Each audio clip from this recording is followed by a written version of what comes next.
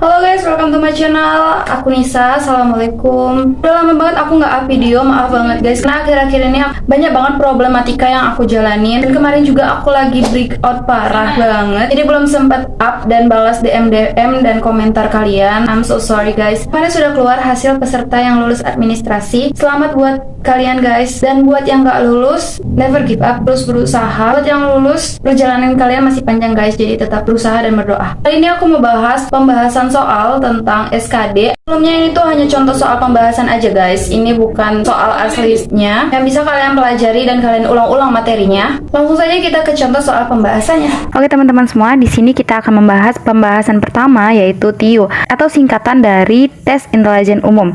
Baiklah, kita masuk ke soal yang pertama. Ini merupakan soal sinonim. Yang pertama, tentatif sama dengan A. Pasti, B. Jelas, C. Buram, D. Belum pasti, atau E. Terang. Baiklah, langsung kita bahas saja.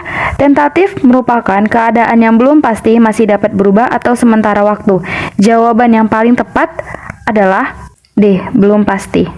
Kita lanjut ke soal nomor 2. Supervisi sama dengan titik. A. Pengawasan, B. Luar biasa, C. Pegawai, D. Bos, atau E. Manajer. Baiklah, supervisi adalah pengawasan utama, pengontrolan tertinggi, atau penyeliaan. Jawaban yang paling tepat A. Pengawasan. Soal nomor 3.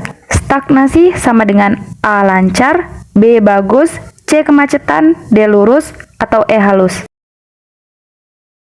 Baiklah, langsung kita bahas saja. Stagnasi adalah suatu keadaan terhenti, tidak bergerak, tidak aktif, tidak jalan. Kemacetan, keadaan tidak maju tetapi pada tingkat yang sangat rendah. Jawaban yang paling tepat adalah C.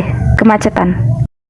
Selanjutnya adalah soal nomor 4. Ini merupakan bentuk antonim ganda, di mana pada soal tersebut terdapat minyak, titik 2 air, sama dengan titik 2 titik. Kita lihat optionnya. A. Kucing anjing, B. Pintar bodoh, C. Gula kopi, D. Langit bumi, atau E. Singa serigala. Dapat kita ketahui, minyak dengan air ini adalah dua zat yang tidak bisa menyatu. Baiklah, dapat kita pahami, berarti jawaban yang paling tepat adalah A. Kucing dengan anjing. Soal nomor 5. Titik-titik berhubungan dengan cangkir sebagaimana makanan berhubungan dengan titik-titik. A. Minuman kue, B. Minuman piring, C. Kaca piring, D. Pecah basi, atau E. Air manis. Dari soal yang kita lihat, titik-titik berhubungan dengan cangkir. Berarti yang berhubungan dengan cangkir itu adalah minuman. Dengan kalimat yang kedua, sebagaimana makanan berhubungan dengan yang paling tepat di sini piring. Baiklah, kita akan satukan kalimatnya. Minuman berhubungan dengan cangkir sebagaimana makanan berhubungan dengan piring. Maka jawaban yang paling tepat adalah B. Kita lanjut ke soal nomor 6. Ini merupakan soal numerik. 20, 20, 100, 20, 19, 19, 95, titik-titik. A. 95, B. 18, C. 5, D. 20, E. 19. Dari soal yang kita lihat, dapat kita ketahui, angka pertama adalah 20, angka kedua adalah 20, angka ketiga adalah 100 yang merupakan bilangan lain, angka keempat 20, angka kelima 19. Maka dari pola bilangan yang dapat kita lihat adalah 20, 20, melompati satu bilangan 20. Di sini kita lihat 19 melompati satu bilangan, yang mana bilangan tersebut ada 95. Maka di sini kita jawab adalah 19. Jawaban yang paling tepat adalah E. 19. Kita lanjut ke soal nomor 7. Masih dengan soal matematika. 6, 8, 10, 10, 14, 12. A. 14, B. 18, C. 19, D. 22, atau E. 24. Dari pola bilangan tersebut, yang mana 8 melompati 10 melompati 12 merupakan bilangan yang ditambah 2. Maka 6 melompati 8 melompati 10 termasuk bilangan yang tambah 4. Maka 14 melompati 12 sama dengan 18. Jawabannya adalah B. Soal nomor 8.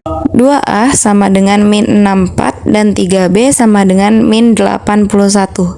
Maka bagian A lebih kecil dari B, bagian B A lebih kecil dari B, bagian C A lebih besar dari B, bagian D B lebih besar dari A, atau E 2B lebih besar dari A. Baik, langsung kita bahas saja. 2A sama dengan min 64, maka min 64 dibagikan 2 akan mendapatkan hasil min 32. Dan 3B sama dengan min 81, yang mana akan mendapatkan hasil min 27. Maka A lebih kecil dari B, maka jawabannya adalah A. Baik, kita ke soal nomor 9. Fanya memikirkan suatu bilangan yang bukan bilangan negatif, lalu Fanya mengalihkan bilangan tersebut dengan 4, kemudian mengkuadratkan hasilnya, lalu menambahkan dengan 182. Fanya memperoleh bilangan 1782. Jika bilangan yang dipikirkan oleh Fanya adalah P dan nilai Q sama dengan 3, maka A. P lebih besar dari Q, B. 2P lebih besar dari Q, C. Q sama dengan P, D. Q lebih kecil dari P, atau E. P dan Q tidak memiliki hubungan. Baiklah, langsung kita bahas saja. Dapat diketahui dari kalimat pernyataan tersebut, Fanya memikirkan bukan bilangan negatif. Lalu, Fanya mengalihkan bilangan tersebut dengan 4, kemudian mengkuadratkan hasilnya, lalu menambahkan dengan 182. Maka akan kita dapatkan 4P kuadrat tambah 182 sama dengan 1782. 182 dipindah ruaskan ke kanan, berarti 1782 dikurang 182, maka 16P kuadrat sama dengan 1600. P kuadrat sama dengan 1600 dibagi 16, maka P kuadrat sama dengan 100. P sama dengan 10. Maka kita dapat hasilnya P10 dengan Q3, maka P lebih besar dari Q. Jawabannya adalah A. Soal nomor 10. RSTUV adalah 5 siswa yang menempuh ujian nasional. Berikut adalah hasil ujian kelima siswa. 1. Nilai R lebih tinggi dari nilai S. 2. Nilai T tertinggi. 3. Nilai U lebih tinggi dari nilai R.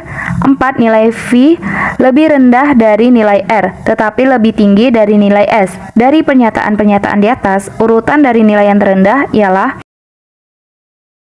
Baiklah, langsung kita bahas saja. Dari pernyataan 1 dan 3 dapat diketahui urutan dari yang terendah adalah SRU. Dari pernyataan 2 dapat diketahui bahwa T terletak pada bagian paling kanan. Pernyataan yang keempat menunjukkan bahwa V berada di antara S dan R. Jadi urutan nilai terendah adalah S, F, R, U, dan T. Jawaban yang paling tepat D. S, F, R, U dengan T. Oke guys, kita masuk ke pembahasan yang kedua, yaitu TWK atau singkatan dari tes wawasan kebangsaan. Sini merupakan bentuk soal yang berkaitan dengan pendidikan kewarganegaraan. Oke, langsung saja kita masuk ke soal nomor 1. Sesuai dengan Undang-Undang Dasar 1945 Pasal 1 Ayat 2 yang menyatakan negara RI menganut sistem konstitusional bahwa kekuasaan tertinggi di tangan A. MPR, B. MPR dan DPR, C. Rakyat, D. DPR dan DPD, E. Rakyat dan MPR. Langsung kita bahas saja. Setelah amandemen UUD 1945, Pasal 1 Ayat 2 menyatakan bahwa kedaulatan berada di tangan rakyat dan dilaksanakan menurut Undang-Undang Dasar, yang mana jawaban yang paling tepat adalah C. Rakyat. Kita memasuki soal yang ke nomor 2. Pancasila sebagai ideologi terbuka, maknanya menuntut warga untuk A. Mewaspadai pengaruh luar, B. Mempelajari budaya asing, C. Melestarikan nilai budayanya, D. Bersifat kritis dan rasional, E. Menerima budaya asing. Kita bahas langsung saja.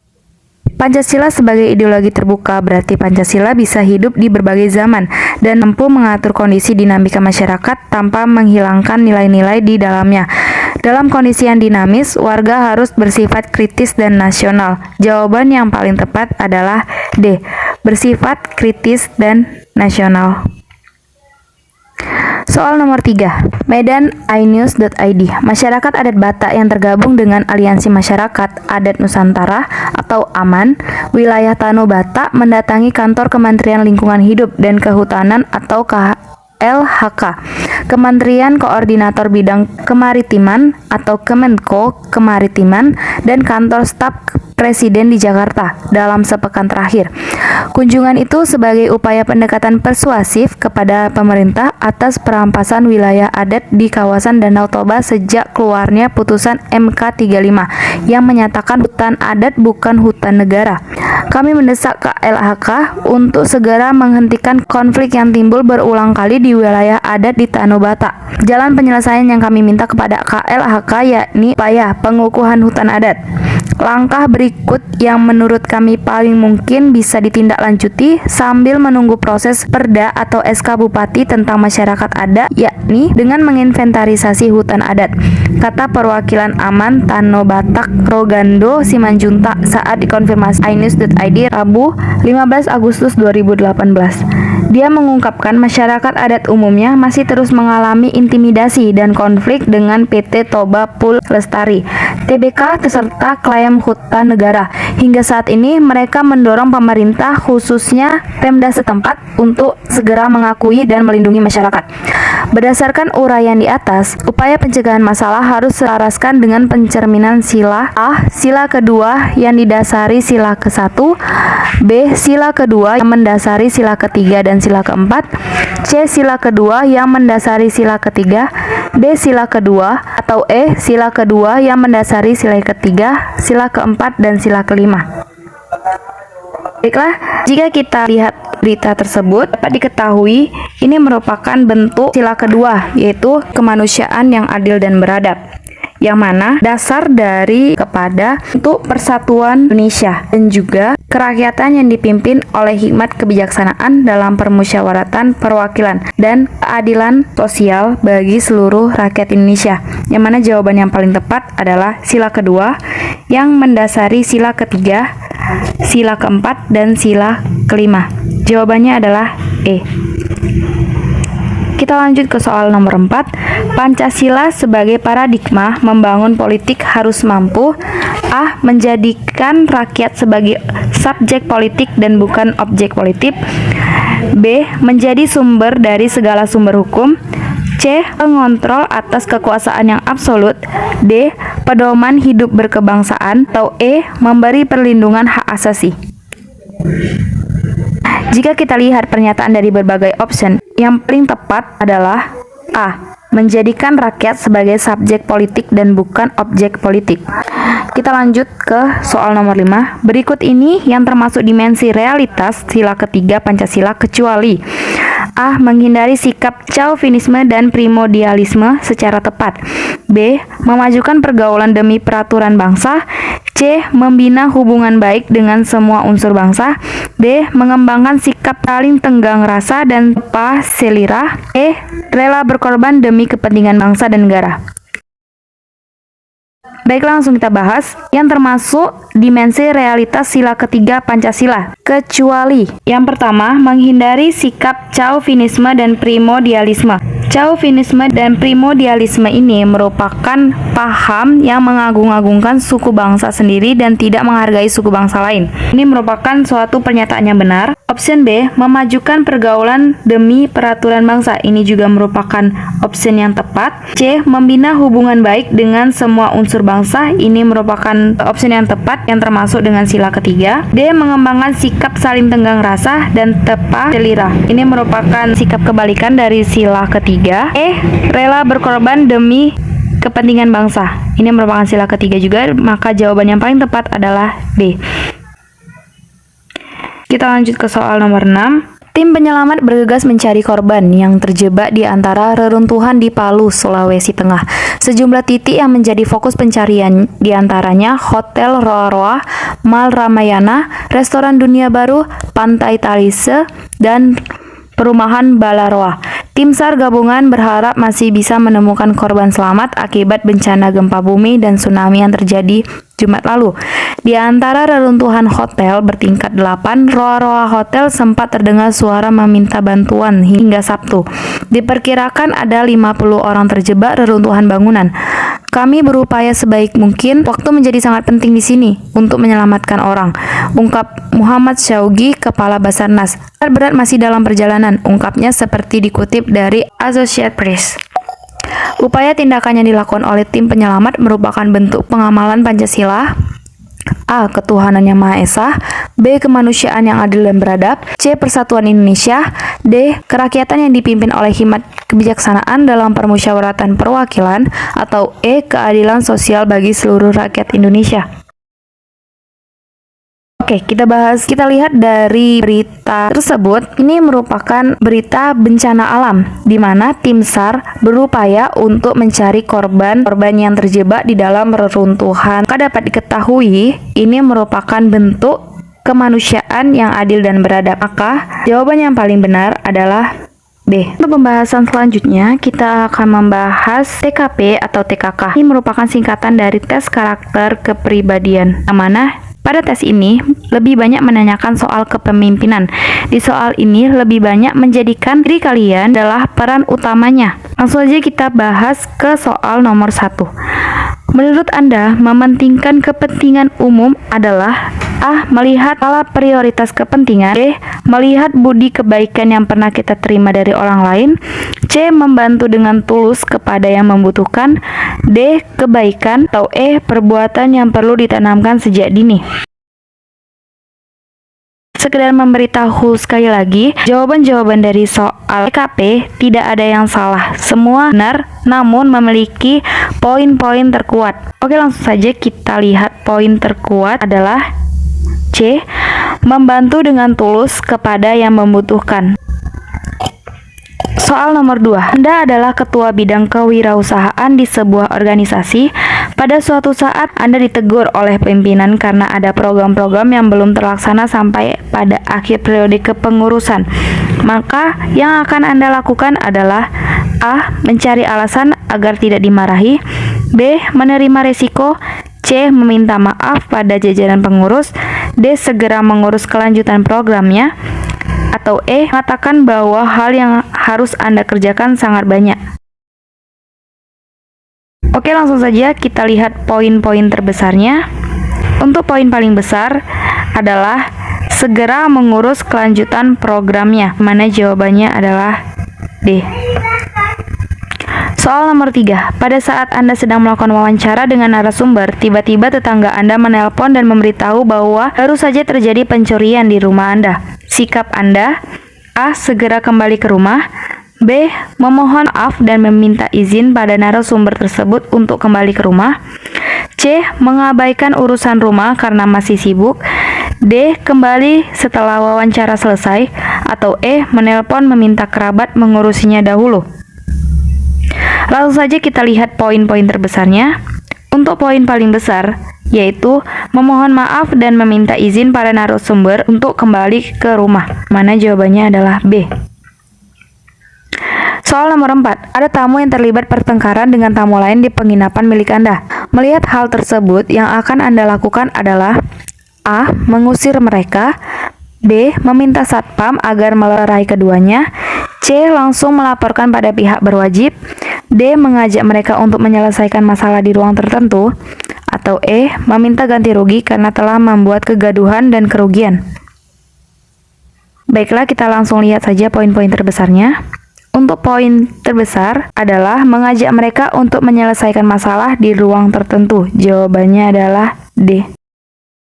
Soal nomor 5. Mengangkat telepon pada saat rapat menurut saya: A. Boleh saja, B. Tidak boleh, C. Boleh asal pimpinan menyetujui, D. Boleh asal sudah memberi usulan atau kontribusi ide dalam rapat, atau E.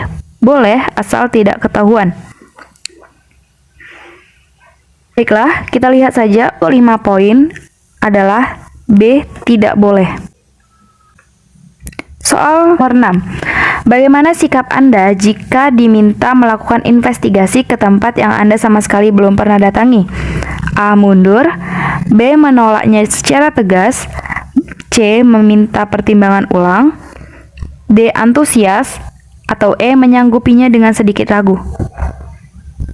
Baiklah, kita langsung lihat saja poin-poin terbesarnya. Untuk 5 poin adalah D. Antusias. Oke guys, segitu aja sedikit dan pembahasan SKD kali ini. Saya minta maaf jika penjelasan pembahasan saya kurang jelas karena saya bukanlah guru. Saya hanya ingin membagi pembahasan yang saya sering kerjakan. Untuk selanjutnya, saya akan berusaha lebih baik lagi. Sekali lagi, ini bukanlah soal yang akan keluar nanti, melainkan ini adalah latihan soal untuk mengasah kemampuan kita semua. Oke guys, terima kasih. Thanks for watching until end and I will see you in next video. Stay healthy.